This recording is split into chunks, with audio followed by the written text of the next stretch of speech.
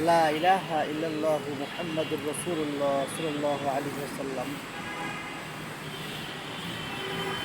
আল্লাহ এক, তিনি ছাড়া অন্য কোনো আল্লাহ নেই ও তিনার রসুল মুহাম্মদ সাল্লাল্লাহু আলাইহি ওয়াসাল্লাম।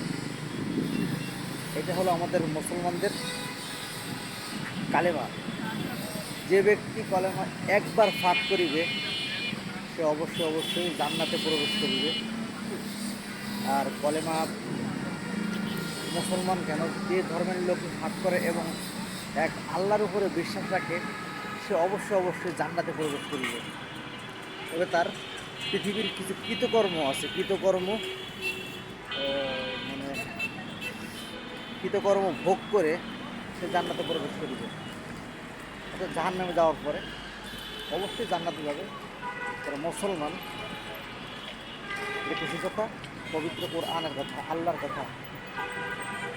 সকল ধর্মের লোক জান্নাতে যাবে, তবে যারা শিরিক করে তারা কখনো জান্নাতে প্রবেশ করবে না। শিরিককারীর জন্য জান্নাত হারাম। শিরিক যে আল্লাহ বাদে অন্য কোনো মানুষ বা অন্য কোনো মাটির মূর্তিকে আল্লাহ মনে করে বা তার সম্মুখে মাথা নত করে, এটা হয় শিরিক।